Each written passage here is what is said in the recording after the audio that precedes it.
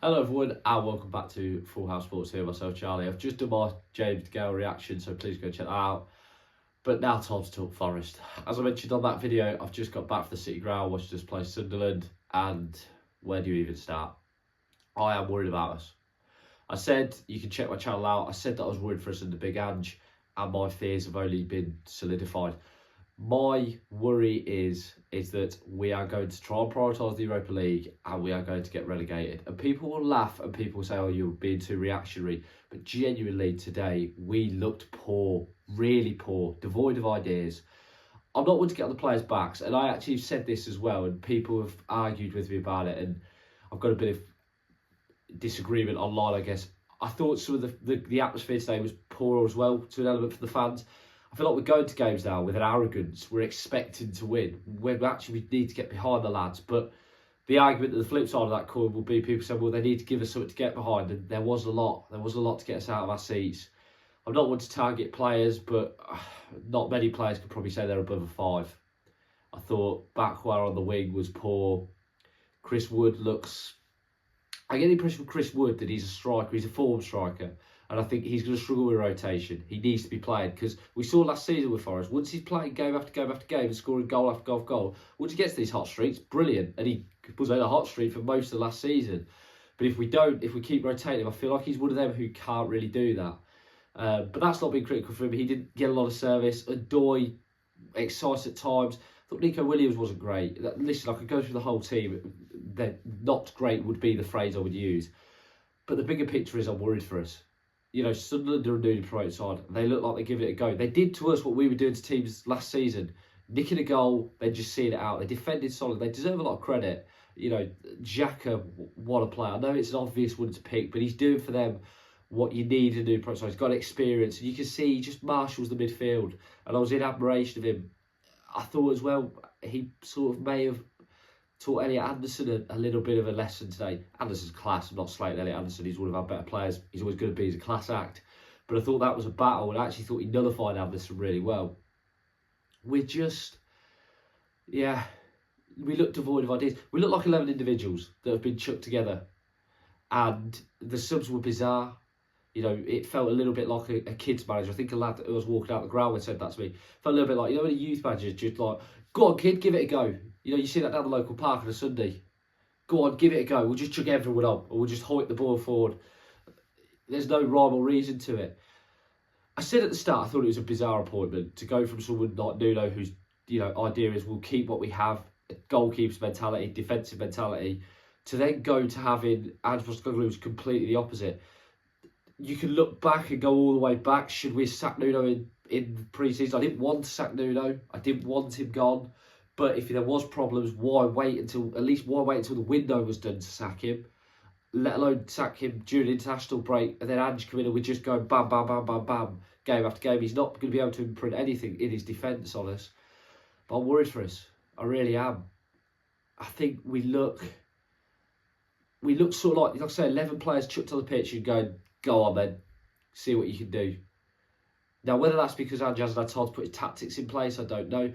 He's already got an anti-Postecoglou segment at the ground. I think a lot of people are probably leaning towards that. We cannot afford to take our eye off the ball in the league. And I think we're starting to realise that. We cannot afford to just look at Europe. Because last season, the bottom 3 was so poor that Ange Postecoglou's Tottenham were never really in danger of going down, even though they were horrendous. This season, that's not the case.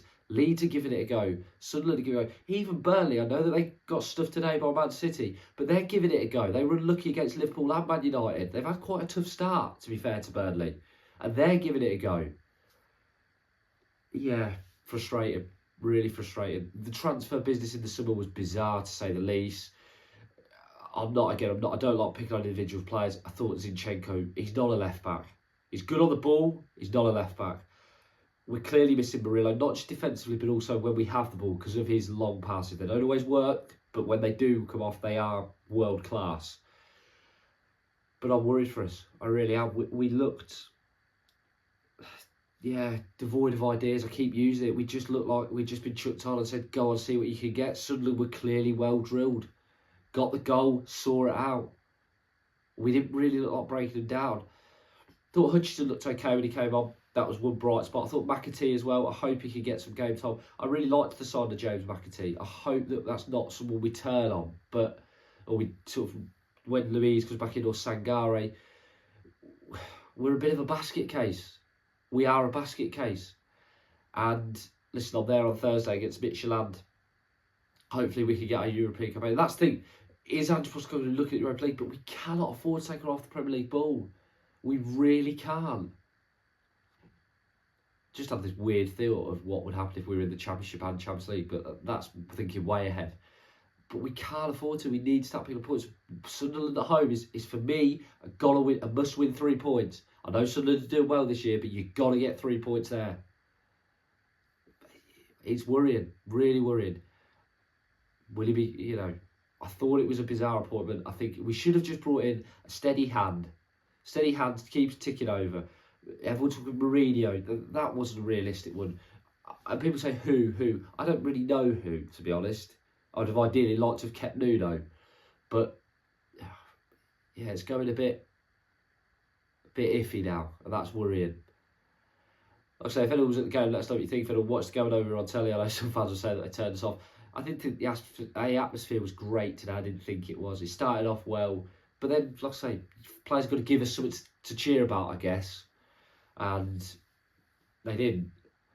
But, I mean, sooner Murillo's back, sooner Olayena's back, then maybe things will start to turn, certainly defensively. But then is that where not Nuno, I wish, Ange is going to start then saying, well, we'll press them even higher because of Murillo's pace? No, we need to stop conceding goals. And I'm not right as often saying that we're going to be relegated, but we're on that form. And we can't, I keep reiterating it, but yes, the feeling around the Betis game is great. It's fantastic.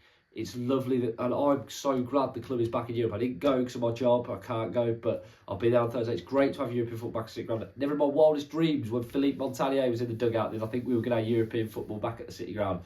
But the bread and butter is the league. And we've invested a lot of money, and we don't want to be one of those guys, they're too good to go down. No one's too good to go down. Not in the Premier League, not these days. West Ham are going to get a new manager bounce probably with Nuno. They're going to be a solid side. Wolves tonight against Spurs, look at them. Last thing we want is to have a relegation battle and then go deep into Europe. But like I say, I think Postecoglou's being slightly exposed. Not just tactical naivety, but also maybe for a lack of tactical knowledge. It was bizarre, the substitutions. A lot of his substitutions have been bizarre. Midweek, bringing Callum Wendell on instead of Wood, when you thought, see out the game, bring someone who holds the ball up on. It's bizarre, it's interesting. I'm worried for us. I am worried for us, and that people say, oh, you're overreacting. I don't think I am. There's probably Villa fans in the same boat. There's probably other fans, but I am worried for us. We look like a mishmash of a squad. And that was like it was under Cooper the first year, but this looks even more of a mishmash because now we've got a new manager as well who's trying to bring in a whole new tactical philosophy. And some of the players brought in as well. I mean, that's another story for another day. Some of the players brought in not good, don't look good enough, or don't look like what we needed. We're missing Elanga. We are really missing Anthony Elanga. I thought 55 million was great, but we're missing him. We really are. I think he probably misses us, especially with Ishak going away from Newcastle. But yeah, we're missing Elanga, and I'm missing Nuno. But I say, let us know what you guys think. Thank you very much for watching. Any Forest fans out there, please comment your thoughts on the game. Love the interaction. Thank you very much for watching. Have a great day.